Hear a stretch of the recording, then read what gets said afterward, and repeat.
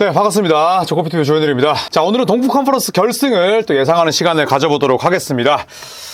인디애나 페이서스가 올라왔습니다. 뉴욕 닉스에 부상자가 많았다고 하지만 그 역시도 경기의 일부이고 그렇다고 해서 인디애나의 컨퍼런스 결승이 폄하될 이유는 그 어디에도 없겠죠.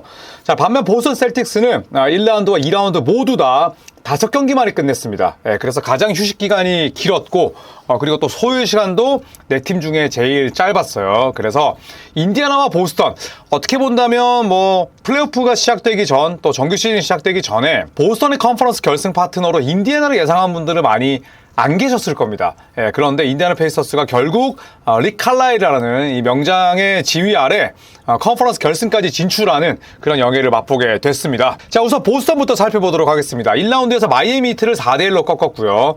그리고 또 2라운드에서도 별다른 이런 어려움 없이 5차전 만에 승리를 따냈습니다. 자, 그래서 1라운드 마이애미는 지미 버틀러가 나오지 못했고 2라운드 상대였던 클리블랜드 역시도 제러드 알렌이 출전하지 못하긴 했습니다만 이 역시도 경기의 일부라고 볼 수가 있죠.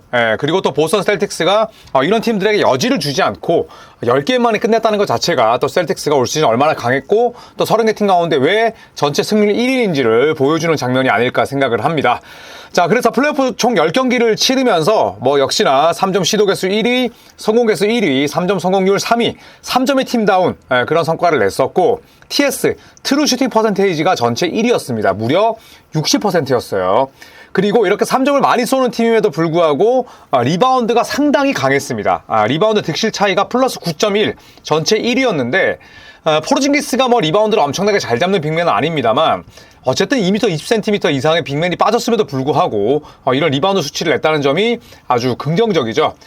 블락은 전체 5위였고요. 스틸은 전체적으로 적긴 했습니다만 턴오버가 또 전체 6번째로 적었습니다. 물론 16개 팀 가운데 6이면 평범한 수치다라고도 볼 수 있겠지만 11.3개라는 것 자체가 사실 대단한 수치죠. 그리고 평균 파울 개수도 가장 적습니다. 14.7개, 15개가 채 되지 않을 정도로 실수가 적고 그 다음에 수비할 때 서로 콜플레이 잘하고 그 다음에 또 쓸데없는 파울이 적다는 것 자체가 이 보스턴이 얼마나 단단한 농구를 했는지를 우리가 알 수 있는 거죠. 파울이 적기 때문에 자유투 허용도 적습니다. 그래서 자유투 허용 개수도 11.8개로 전체 1위였고요. 그 다음에 자유투 득점도 9.3점으로 전체 1위였습니다. 그래서 자유투로만 상대보다 평균 5.9점을 더 넣었어요. 역시나 압도적인 1위. 그러니까 파울이 적고 그 다음에 나는 턴오버가 적어. 근데 3점을 엄청 잘 넣으니까 트루 슈팅 퍼센테이지가 잘 나와. 그리고 내가 파울을 적게 하기 때문에 자유투 실점도 적어. 근데 나는 자유투 득점도 그럭저럭 잘 만들어내. 그렇기 때문에 자유투로만 플러스 6점을 이번 플레이오프에서 먹고 들어간다는 거죠. 그래서 인디애나 페이서스 입장에서 말씀을 드리자면 보스턴 셀틱스에 파울을 많이 이끌어내야 된다. 공격적인 플레이가 필요하다. 그리고 리바운드에도 신경을 써야 된다. 라는 걸 알 수가 있습니다. 자, 선수 개개인의 또 기록을 한번 살펴보겠습니다. 포르징기스는 1라운드 도중에 아웃이 돼서 4게임밖에 뛰지를 못했고요. 제이슨 테이텀, 드루 할러데이, 제일런 브라운, 데리 화이트, 알 호포드로 주전 라인업이 구성이 되어 있습니다. 40분 이상 뛰는 선수가 없습니다. 이것도 플레이오프 같은 단기전에서는 긍정적인 수치라 볼 수가 있죠. 테이텀이 39분 뛰었고 그 다음에 드루 할러데이가 37분, 제일런 브라운이 35.1분으로 끊었고요. 데리 화이트 33.6분입니다. 나머지는 전부 다 20분대. 벤치에 있던 페이튼 프리차드가 22.8분, 샘 하우저가 14.6분, 그 다음에 로테이션 올라온 루코넷이 12.5분이니까 플레이오프 치고는 굉장히 출전 시간 분배가 잘 되어 있음을 알 수가 있죠. 자, 제이슨 테이텀입니다. 평균 24득점, 리바운드 10개, 어시스트 6개. 상당히 좋은 활약입니다. 야투 성공률이 43%고 3점이 28.1%는 좀 우려스럽긴 합니다만 첫 1라운드, 2라운드가 좀 긴장감은 사실 떨어졌거든요. 그렇기 때문에 저는 테이텀의 지금 이 TS 퍼센테이지가 상당히 낮은 부분은 전 빅딜은 아니라고 생각을 해요. 이제부터가 모든 게 중요하다. 테이텀의 세부 기록, 1차 스탯, 2차 스탯이 중요할 뿐이지 1라운드, 2라운드 10경기 치르면서 테이텀이 저 정도 묻어갈 수 있어요. 저는 빅딜은 아니라고 봅니다. 자, 드루 할러데이입니다. 3점이 38.6%, 평균 10득점, 리바운드 5개, 어시스트 4.1개. 하지만 이 선수의 진짜 가치는 바로 수비에서 찾을 수 있기 때문에 1차 스탯에서 드러나는 공격 지표도 그렇게 중요하지 않다라고 생각을 합니다. 내가 이때까지 이어폰을 왜 낀 거야, 이거. 자, 그리고 제일런 브라운입니다. 저는 스포티비에서 실시한 설문에서 우승팀, 그 다음에 파이널 MVP를 제일런 브라운을 꼽았거든요. 그런데 뭐 그냥 튀고 싶어서 한 얘기는 아니에요. 허무맹랑한 얘기는 아닙니다. 왜냐하면 이 파이널 MVP라는 건 단기전에만 잘하면 되거든요. 제가 늘 말씀드리잖아요. 세드릭 맥스웰, 안드레 이고달라 같은 선수들도 받는 게 파이널 MVP예요. 그렇기 때문에 저는 제일런 브라운을 꼽았던 건데, 제가 왜 이 이야기를 하냐면 제일런 브라운이 1라운드, 2라운드만 놓고 보자면 MVP입니다. 팀 내에서. 자, 평균 득점 23.1점인데 야투가 무려 55.4%예요. 루콘을 제외하고는 팀 내 1위입니다. 그것도 윙맨이 3점 평균 1.8개를 집어넣고 있고, 그리고 리바운드가 6.6개. 자, 문제가 됐던 턴오버가 2.8개긴 합니다만 또 제일런 브라운이 수비에서도 많은 역할을 해주거든요. 그래서 1라운드, 2라운드에서 제일런 브라운은 MVP급 활약이었다라고 생각을 합니다.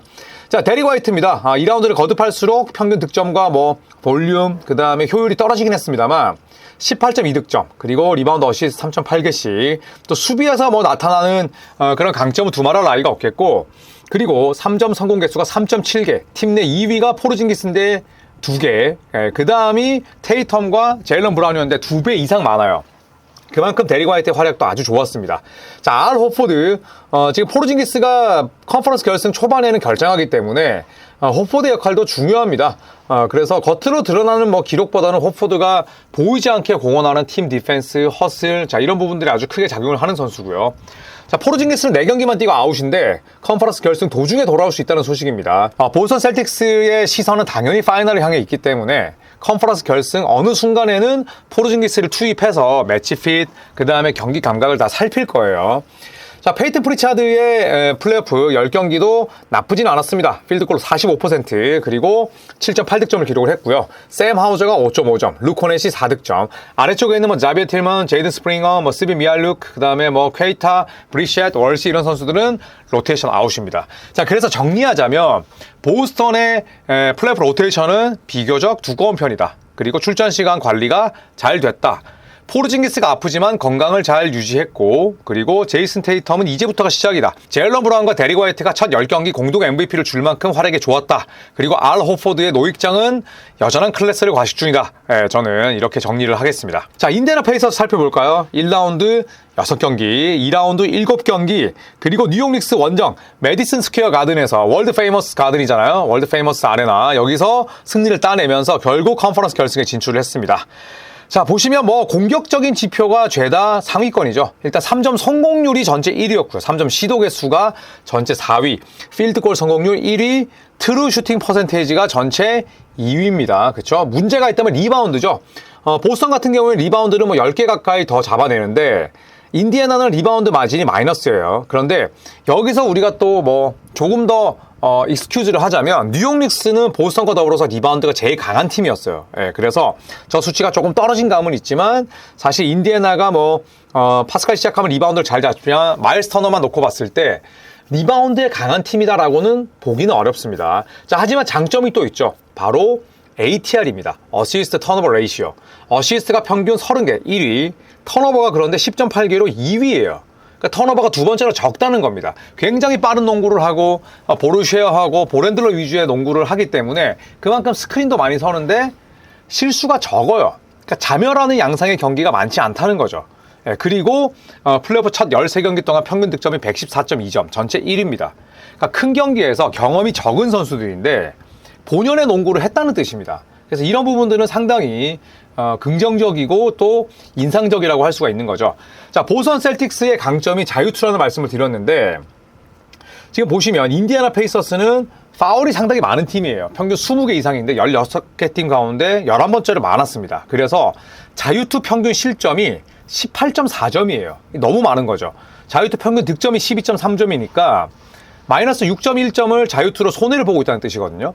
이게 플레이오프 참가한 16개 팀 가운데 전체 꼴찌입니다. 그쵸? 보스턴은 최상위권, 인디애나는 최하위권. 저는 이게 아주 크다고 봅니다.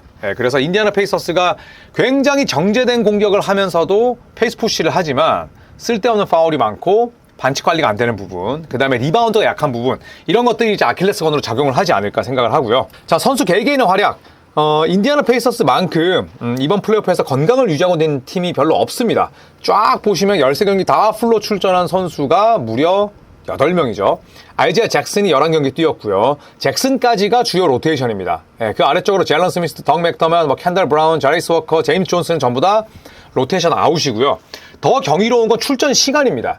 플레이오프인데 35분 넘는 선수가 아무도 없어요. 그 말인 즉슨 벤치를 많이 두껍게 활용을 한다는 뜻인데, 자, 지금 GS 게임 스타트 보시면 제로인 선수, TJ 맥코넬, 벤 셰퍼드, 얘 루키예요. 그 다음에 오비 토핀, 아이지아 잭슨, 이 4명의 선수를 핵심 로테이션으로 쓰는 9인 로테이션인데, 이 4명이 전부 다 출전 시간이 10분 이상입니다.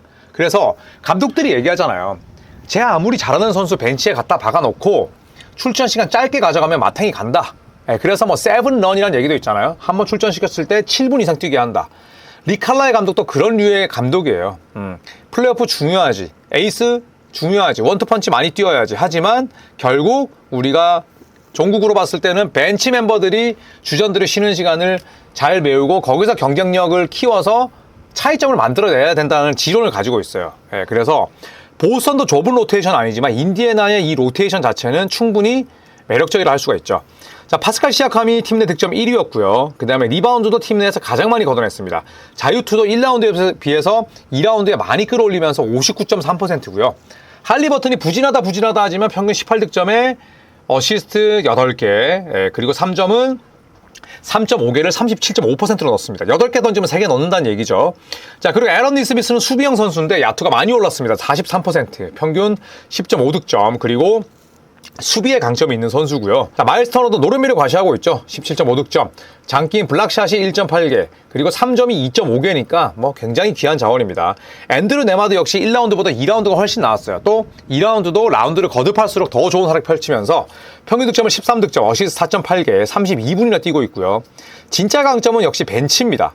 그래서 평균 19분씩 뛰면서 두 자리 득점을 하는 선수가 한 명만 있어도 플레이오프에서는 큰 도움이 되는데 2명입니다. TJ 맥코넬, 오비 토핀. 자, 뉴욕 닉스를 상대로 오비 토핀은 뭐 복수심에 불탔죠. 친정이지만 버림받았기 때문에 닉스와의 시리즈에서 굉장히 좋은 활약 펼쳤고, TJ 맥코넬이 아마도 뭐 페이튼 프리차드와 아주 훌륭한 쇼다운을 펼칠 것 같아요. 그래서 벤치는 인디애나가 어떤 팀에 견져도 밀리지 않는다라고 정리를 할 수 있겠죠. 자, 그래서 동부 컨퍼런스 보스턴 셀틱스와 인디애나 페이서스, 저는 이제 보스턴과 뉴욕을 예상했었는데 뉴욕은 떨어졌고요. 사실 뉴욕보다는 인디애나가 올라오는 편이 보스턴에게는 좀 더 비빌 수 있는, 그리고 중립 팬들이 봤을 때는 더 재미있는 대진이 됐을 거예요. 물론 뉴욕과 보스턴이 라이벌전이긴 하지만 뉴욕은 너무 많은 선수가 다쳤습니다. 반면 인디애나는 계속 건강을 유지하고 있죠. 자, 하지만 저는 인디애나의 올 시즌 나들이는 여기서 마무리된다고 봅니다. 그리고 저는 스코어는 4대1을 예상하겠습니다. 그리고 저는 이 경기 시리즈 승패도 좀 보입니다. 1라운드, 2라운드 보스턴의 이 행보와 똑같다고 생각을 해요. 1라운드 보스턴 승, 다시 1차전 보스턴 승, 2차전 홈에서 패하면서 약간 간을 보고요. 3, 4차전 인디애나폴리스에서 승리 따내면서 5차전 다시 홈에서 마무리하는 그림을 예상해 보도록 하겠습니다. 알고 있죠. 시리즈 스코어 맞추는 것도 어렵다는 걸. 자, 하지만 보스턴이 뭐 저는 2라운드 연속 같은 패턴이었고, 또 인디애나 페이서스의 저력을 마냥 무시할 수는 없기 때문에 시리즈 초반은 비싸게 가다가 저는 시리즈 인게임 조정 능력을 통해서 마줄라 감독이 3차전, 4차전, 5차전 잡아내면서 시리즈 끝내고 파이널을 준비한다 라고 예상을 하겠습니다. 제가 유튜브 개설한 지 이제 4년이 조금 안 됐는데요. 유튜브 개설하고 나서 가장 적중률이 좋습니다. 이럴 때일수록 까치지 않고 겸손하게 여러분과 함께 NBA 라이프를 또 즐기도록 하겠습니다. 고맙습니다.